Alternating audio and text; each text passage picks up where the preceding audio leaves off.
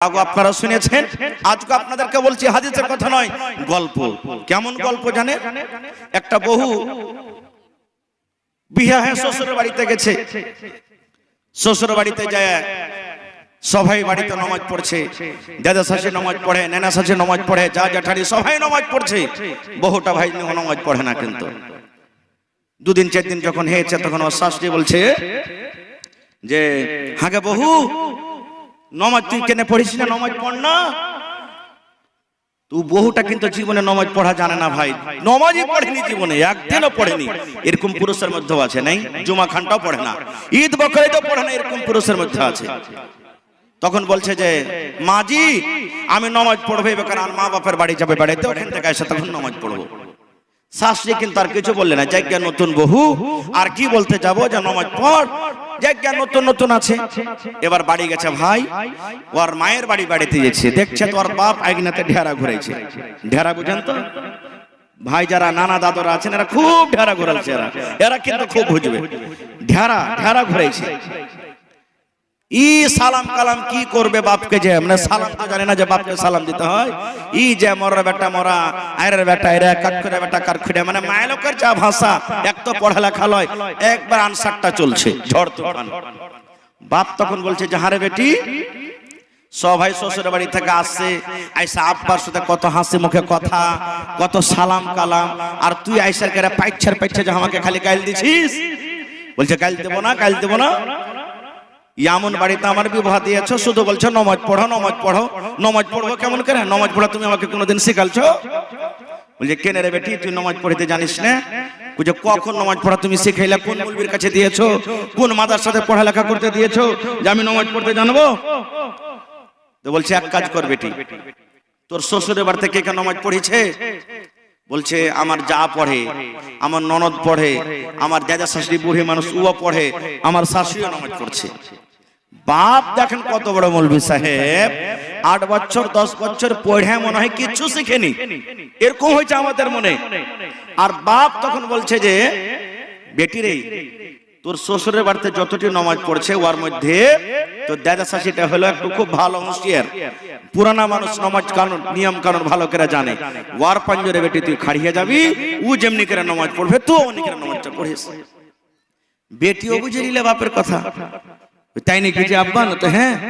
বলছে আব্বাজি ওরা কেন করে হাত ধুচ্ছে, মুখ ধুচ্ছে, কি করছে, আর এখানটা সময় খাড়া হয়েছে, এমনি করে হাত চাঁড়ছে, আর ফের মুখ দিয়ে কি কইছে, আর ফের এরকম করে হাঁটুতে হাত দিচ্ছে, ফের ভাড়াস করে পড়িচ্ছে। মানে ও জানে না যে কোনটা ওজু, কোনটা রুকু, কোনটা সাজদা, এগুলো জানে না কিছু। খায়ের যা হোক, আব্বা শিখিয়ে দিলে সোজা কথা, যেমনি করে দাদা শ্বশুর নামাজ পড়বে অমনি করে পড়িস। এবারে শ্বশুরের বাড়িতে এসেছে 2-4-5 দিন পর, আগতি উজু করেছে। শাশুড়ি তখন বলছে যাক আমার বেবু নামাজি হয়ে গেছে লাগছে, যাক আলহামদুলিল্লাহ। শাশুড়ি মনে মনে খুব খুশি, আগে হাত দিয়েছে কি পা দিয়েছে, যেমনি করে পেরেছে উজু করেছে। শাশুড়ির পাঞ্জরে খাড়ো না হয়ে দাদা শাশুড়ির পাঞ্জরে খাড় হয়েছে। আল্লাহু আকবার বলে বুড়ি হাত বেঁধেছে, ইও আল্লাহু আকবার বলে দেখা দেখে হাত বেঁধেছে। এবার বলেন তো হাত বেঁধে এখানে কোন দোয়াটা পড়ে ভাই? বলেন এই নওজওয়ান ভাইরা বলেন না জি, আল্লাহুম্মা বাইদ বানি, হ্যাঁ নাকি? এটা মনে মনে পড়ে না, জোরে জোরে করে পড়ে? জোরে বলে মনে মনে পড়ে। ই বেটি ছেলেটা তো জানে না বহুটা, যেটা ছোট ছোট করে মনে মনে পড়িতে হয়। ই নমাজি পণ্ডিত দুয়া দুরি কি জানবে? ই তখন মনে মনে কইছে ই লিসি লাগানি বুড়ি আমাকে গাইল দিছে নাকি, ই কইছে আমাকে গাইল দিছে নাকি। ও ভাই নমাজের হালাতে মনে মনে যা পারলে ওকে গাইল দিলে। নমাজ পড়তে আমাদের সাধারণ খোঁকি চলে আসে, 2 মিনিট হয়ে গেছে, খোঁকি চলে আসে না? বুড়ি খুঁজে উঠেছে, ই মনে করছে বাপ তো কয়েছে যেমনি করে পড়বে অমনি করে পড়িস, তো ই খোঁক লেতে বুঝেন আমাকে নমাজে খোঁকতে হবে, বিনা না খোঁকাতে নমাজ হবে না। ইও ভাই খুঁজেছে, ইও খুঁজেছে। এই থাকতে দুয়া সূরা যখন হয়ে গেল, আল্লাহু আকবার বলে বুড়ি রুকুতে গেছে। এবারে রুকুতে যাওয়ার টাইমে পাঞ্জরকার মানুষ আসলে একটু গতরে ঠেকা লাগবে না ভাই? জামাতে লাইনে নামাজ পড়ছেন তো ঠাসা লাগবে না? একটু লাগবে। তো আল্লাহু আকবার বলে যে বুড়ি রুকুতে গেছে, তো একটা কেহিনা খানটা বুড়ির কেহিনাটা একটু বহুটাকে লেগে গেছে। ই মনে মনে কইছে যে বাপ তো কইছে যেমনি করে পড়বে উনি করে পড়িস, তুই বুড়ি যে আমাকে গুতা মারলে, আর মানে নমাজে গুতা মারতে হয় না, হলে ওখানে মারলে আমাকে গুতা। ই জোয়ান বহু ভাই এমন জোরে গুতা মেরেছে ওকে রুকু থেকে উল্টে ফেলে দিয়েছে। পরে তখন শাস্ত্রী বলছে আরে মাগের বেটি মরে যে গেল, বলে ধুর জীবী মা আমার কি দোষ, আব্বা বলেছে যেমনি করে নামাজ পড়বে তো দাদা শাস্ত্রী উনি করে পড়িস, ও আমাকে একটু আসতে দিয়েছে, আমি একটু জোর করে দিয়েছি, তো কি হলো? এরকম স্ত্রী নিয়ে এসে জীবনে সুখ পাবেন ভাই? জোরে বলেন পাবেন? বন্ধুরে আমার, স্ত্রী যদি নেককার হয়, স্ত্রী যদি দিনদার হয়, ওরে সুবহানাল্লাহ, স্ত্রী যদি আপনার নেককার হয়, দিনদার হয় রে বন্ধু, আপনি যদি সারাবি হন, আপনি যদি বেনামাজি হন, আপনি যদি জুয়াখোর হন, আপনি যদি বেনামাজি হন, তবু আপনার ফরমাবরদার হয়ে থাকবে, আপনার মনে কিন্তু কষ্ট দিবে না। ওরে সুবহানাল্লাহ, আল্লাহর নবী বলেছেন এই দুনিয়াতে সব থেকে জালিম বাদশা, বড় বাদশা ফেরাউন দুনিয়াতে এসেছে। ফেরাউনের মতো বাদশা কিয়ামত পর্যন্ত না আসবে, না এসেছে।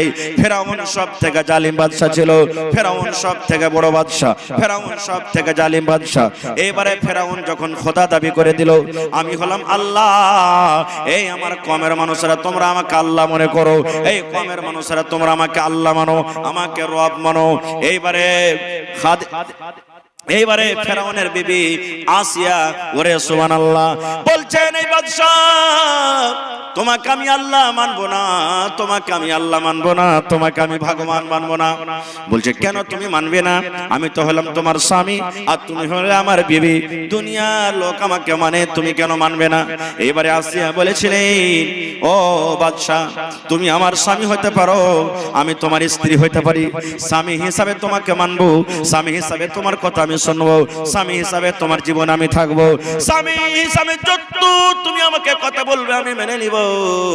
কিন্তু যখন রবের কথা আসবে, যখন দিনের কথা আসবে, শরীয়তের কথা আসবে, তখন কিন্তু তোমার কথা আমি শুনবো না, তোমার কথা আমি মানবো না। কেন? আমাকে যে বানিয়েছেন ওকে আমি রব মনে করি, আমার খালিক হলেন আল্লাহ, আমার মালিক হলেন আল্লাহ, আমার সাত্তার হলেন আল্লাহ, আমার গাফফার হলেন আল্লাহ, আমার রব হলেন আল্লাহ। আল্লাহ ছাড়া কি আমি আল্লাহ মানি না, এবং আল্লাহ রাব্বুল আমিন ছাড়া অন্য আমি কাউরির পূজা পাঠ করি না। এই জন্য বাদশা স্বামী হিসাবে আমাকে যা বলবে আমি মানবো, কিন্তু আমি রব হিসাবে আমি তোমাকে মানবো না। নারে তাকবীর। এরকম স্ত্রী বাড়িতে যদি নিয়ে আসেন তো আপনার জীবনটা সুখ হয়ে যাবে। আল্লাহুস সামাদ। ভাইরে মেলায় কথা আছে ভাই এই নিকাহ বিবাহ সম্পর্কে বলার। আল্লাহুস সামাদ। আজকে দেখেন আমাদের সমাজে এই যে বিবাহের টাইমে, বিবাহের সময়তে টাকা পয়সার আমরা লেনদেন করি। আপনার এলাকাতে আছে নাকি এটাও? এই যে আমার সভাপতি সাহেব একটুখানি আগে বলছিলেন যে গায়ের মুসলিমের সাথে বেটি ছেলে পালিয়ে যায় কেন? এক কারণ, প্রথম যে ওই বাপের হইলে জিম্মেদারি, বাপ হইল পাগল, যে ওই বাপ মেয়েরাকে বেটিরাকে দ্বীনি লাইনে শিক্ষা দেয় না। দ্বিতীয় নম্বর, আমাদের মেয়েরা বেটিরা অন্য ছেলের সাথে যে পালিয়ে যায়, দ্বিতীয় কারণ হলো যে ওই বাপের পরে বোঝ হয়ে গেছে। বোঝ বলতে কি? বেটি বোঝ না, ওই যে আমি আপনি বোঝ করে রেখেছি যে 5 লাখ টাকা না দিলে বিয়ে হবে না, 3 লাখ টাকা না দিলে বিয়ে হবে না। ওই মেয়েটা তো দেখছে আমার বাপের এত ক্ষমতা নেই টাকা দেওয়ার, কোনোদিন বাপের টাকা জুটবে না, আমার বিয়েও হবে না, তখন একটা ছেলের সাথে পালিয়ে গেল। এর জিম্মেদার কে? আমি আপনি। আমি আপনি কত দেখবেন পেপারে, মোবাইলে দেখবেন অমুক বেটি ছেলে বিষ খেয়ে মারা গেছে, অমুক বেটি ছেলে বিষ খেয়ে মারা গেছে, অমুক বেটি ছেলে পালিয়ে গেছে, অমুক বেটি ছেলে ট্রেনের পাটরিতে মরে গেছে, অমুক মেয়ে ছেলে ফাঁসি লাগিয়ে গেছে। কেন? এই তো আমরা সমাজে জুলুম করে দিয়েছি। তাই এরকমই একটা ঘটনা ফরিদ একটা বেটি ছেলে তার সাথে ঘটেছিল। কি ঘটনাটা জানেন? আমি ছোট্ট করে 2 মিনিটে আমি গাজালের রূপে আপনাদেরকে শোনাচ্ছি। হাকিম পরের হাকিম সাহেব, হাকিম পরের হাকিম সাহেব ছিল বেটার বাপ, ফরিদ পরে ফরিদ হবে তারা। লোকের মাঝে কথা হলো 20,000 টাকা, লোকের মাঝে কথা হলো 20,000 টাকা, নগদ দিতে দিতে হবে, ধারের নাহি কথা। ওরে সুবহানাল্লাহ। বেটার বাপ বলছেন ভাই তোমাকে 20,000 টাকা দিতে হবে আর বিহার দিন নগদ দিতে হবে, আমি বাকি টাকার কোনো কারবার রাখি না। বৈরাত কত দিয়ে যাবে? 100 জন বড় যাত্রী, $10 বিবি, 100 জন বড় যাত্রী, $10 বিবি, আর বরের বাপ বলল তাদের যত পারবি খাবি, যত পারবি খা, খাওয়ার কোনো মানা নাই। এই যে বরযাত্রী আমরা চলে যাই, ওরে সুবহানাল্লাহ।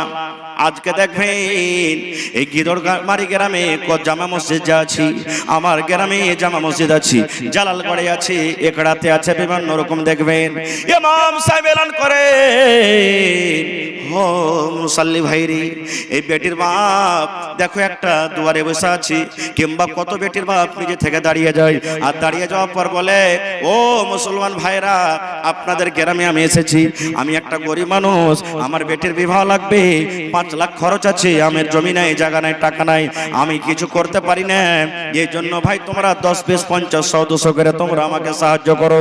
এই মুসলমান, আল্লাহ রাসূল বলেছেন ওই বিহাতে বরকত আছে রে, ওই বিহাটা হলো সব থেকে উত্তম, ওই বিহাটা হলো সব থেকে ভালো, যে বিবাহতে কম খরচ হবে, কম খরচ হবে। ওরে সুবহানাল্লাহ, আমরা মুসলমান কত কপাল পোড়া মুসলমান রে, ইয়া তো আসান বিবাহটাকে বেটির বাপের জন্য মাথাতে এমন ভাবে বোঝা চাপিয়ে দিয়েছি, পাহাড় চাপিয়ে দিয়েছি, ওই বেটির বাপকে আমরা গ্রামে গ্রামে মসজিদে মসজিদে আমরা ভিক্ষা করিয়ে ছেড়ে দিলাম। তাই কবি বলছেন 100 জন বড় যাত্রী, $10 বেবি, বরের বাপ বলল তাদের যত পারবে খাবি, বসে এলো বড় যাত্রী, বড় এলো যে চেপে, সাধের জামাই নামলো দেখো সালার কোলে চেপে, লুচি বন্দে খুরমা পোলাও মিষ্টি মিহি দানা, যেবা যত পারবে খেতে নেই কোনো মানা, পেটটা ঠেসে খেলো খানা, পেটটা ঠেসে খেলো খানা, ধরলো যত পাতে পেটে, ওর থেকে পাতে ওর থেকে পেটে উঠলো এটো রেখে। আহা, 20,000 টাকাতে গরু জবাই করে দিয়েছি, 30,000 টাকাতে গরু জবাই করে দিয়েছি। বেটির বাপ বলছে ভাই রে, আমার বাড়িতে বেটির যে বরযাত্রী আসবে খবরদার কোনো জিনিসের কমে রাখিও না, যেখানে 4 পিস লাগে, আমার কত ভাই আছে চাহে চাহে 10 পিস নিয়ে লাই, দেন আরে ভাই কাঞ্জুস এনে করছিস, দেন আরে ভাই কাঞ্জুস এখানে করছিস। ওরে সুবহানাল্লাহ, কত বিহারে ভাই, কত বিহা কি, আমার মনে হয় 100টাতে 100 বিহা এমন আছে। ওরে আল্লাহ, কোনো ভাই এমন নাই যে নিজের প্লেট খানটা আমরা সাফ করে পূর্ণভাবে চেটে চেটে যেমন আমরা খাবো।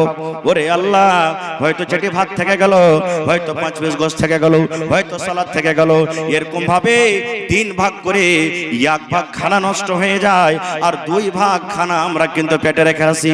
মুসলমান ভাই রে, যেই পাতাতে আপনি গোশত রেখে দিলেন রে ভাই, যে পাতাটা আপনি ভাতটা রেখে দিলেন, জিজ্ঞাসা করেন ওই বেটির বাপকে, জিজ্ঞাসা করেন ওই ভাইকে, জিজ্ঞাসা করেন ওই গার্জিয়ানকে, এই গোশত এই ভাত জোগাড় করার জন্য কত রাতের বেলাতে কান্দা কাটা করেছি, কত রাতের বেলাতে চিৎকার করে করে কেঁদেছি, কত গ্রামে গ্রামে ভিক্ষা করেছি, বেটার কাছে কত গাইল খেতে হয়েছে, কত সুবহানাল্লাহ রাতের বেলাতে কান্দেছে বলে আল্লাহ রে, আমার বেটিটার কোন রকম আল্লাহ তুমি পার ঘাট লাগিয়ে দাও।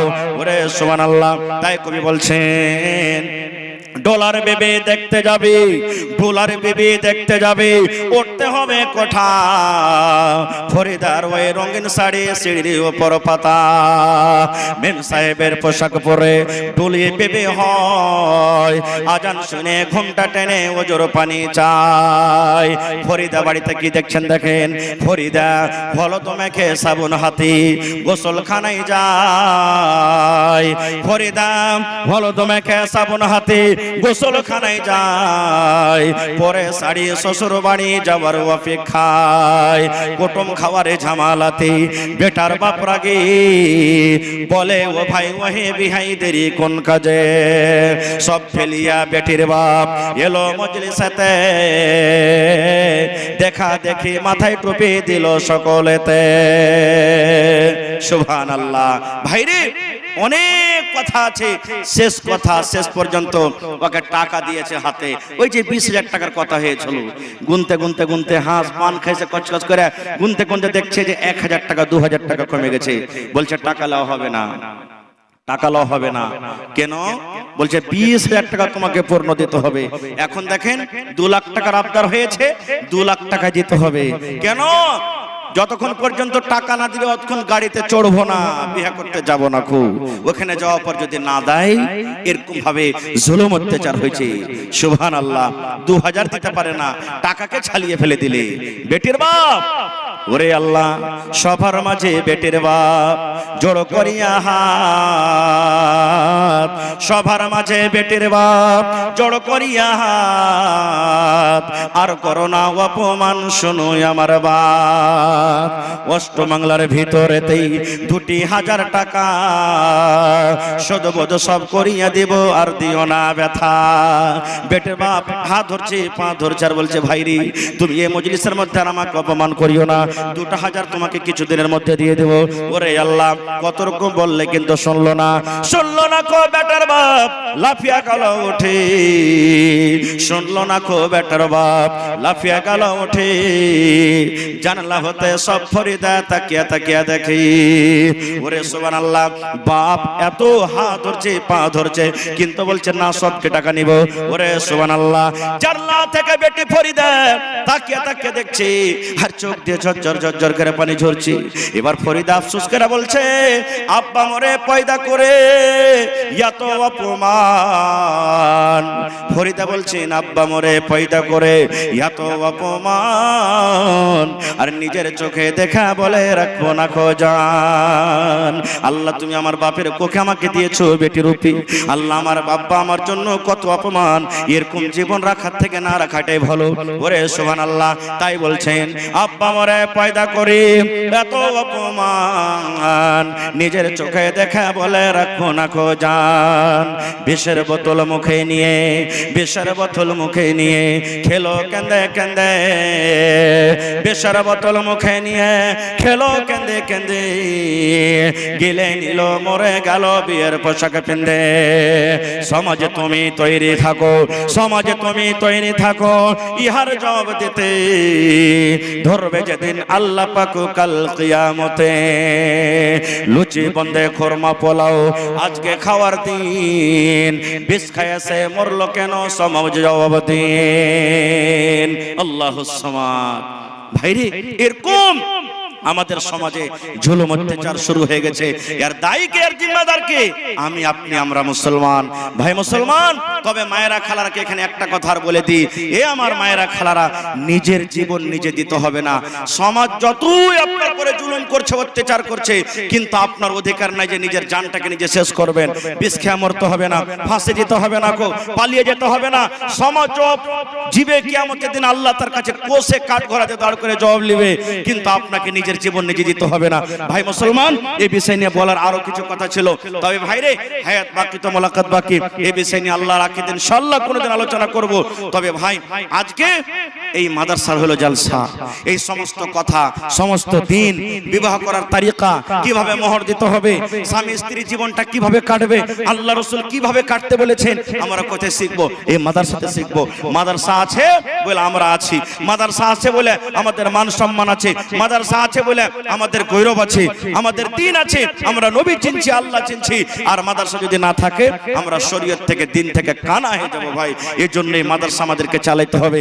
আর মাদ্রাসার অন্য কোনো ইনকাম নাই, সরকারি কোনো সহযোগিতা আছে না, আপনারাই হলেন সব থেকে বড় সরকার। ইয়ার আগে আমি কয়েকবার এখানে আপনাদের এসেছি, মানুষেরা ওয়াজ শুনতে যেমন ভালো, ছোট হোক বড় হোক, নর হোক নারী হোক, দান করতে কিন্তু খুব এখানকার লোক ভালো। তবে ভাই, 1 টাকা দিবেন তো 1 টাকা আপনাদের কাছে নিয়ে নেব। আলহামদুলিল্লাহ, দেখেন আপনাদের মাদ্রাসায় বেকারে বাউন্ডারি হয়তো শুরু হয়ে গেছে, 1 টাকা মাদ্রাসাতে লাগছে। ভাইরে, দেখে কোন আল্লাহর বান্দা আছেন আজকে এই আমার গিদলমারি এলাকাতে 1 কাঠা জমি দান করতে পারে? পারবেন মাদ্রাসাতে। মাদ্রাসার পাঞ্জরে থাকলে মিলিয়ে দেন, দূরে থাকলে 1 লাখ টাকা হোক, 1000 হোক, 50,000 হোক, 50 লাখ হোক, বিক্রি করে যা হবে আপনি লাগিয়ে দেবেন। এই যে আমার নাজিম ভাই বসে আছেন, মাহি টেন্টওয়ালা, এর গ্রামে বনগামাতে জালসা, এই বেকারি কয় তারিখে জালসাটা ছিল ভুলছি, ওই জালসাতে আমি জমিন চাইলাম, দুইজন আল্লাহর বান্দা এক ডিসমিল করে মাদ্রাসাতে জমিন দান করলে। এই এলাকাতে কেহ নাই এমন মার্দে মুজাহিদ নাই, কোনো মা খালা দাদি নানি নাই, আমার মা দাদু দাদি মরে গেছেন কিংবা নিজের জন্য 1 ডিসমিল কিংবা 1 কাঠা 2 ডিসমিল আমি জমিন দান করব। একটা লোক দেখি 20,000 টাকা দান করবেন, দেখি কোন আল্লাহর বান্দা বান্দি আছেন 10,000 করে 2-4-5টা কলম, 5,000 করে 10টা কলম এবং 1,000 500 যা পারবেন এটা নিয়ত করেন যে কম করে 1 টাকাও মাদ্রাসাতে দিয়ে যাব, কিন্তু দিব, এই মাদ্রাসাকে চালাবো, এই নিয়ত আপনারা এত কষ্ট করে এসেছেন আর দিয়ে যাবেন ইনশাআল্লাহ। ভাই কমিটির লোক মহিলা প্যান্ডেলে চাদর দিয়েছেন, মা খালা আপনাকে প্যান্ডেলে চাদর ঘুরছে, মায়েরা আপনারা মন দিয়ে যেমন এর আগে দান করেছেন আল্লাহুস সামাদ। এই গত পরশুদিন একটা জালসা ছিল আমার, সেদিন ডাবল জালসা ছিল, গত আরারিয়া বগলাটাঙ্গি সবাই চিনছেন। প্রথম কালেকশন মহিলাদের প্যান্ডেল থেকে 86,000 টাকা এসেছে নগদ, শুধু মহিলার প্যান্ডেল থেকে প্রথম কালেকশন। আজকে মা খালারাকে বলবো ছাগল, নাকের, কানের, কাঁসা, বদনা, থালি, প্লেট, বালি, যে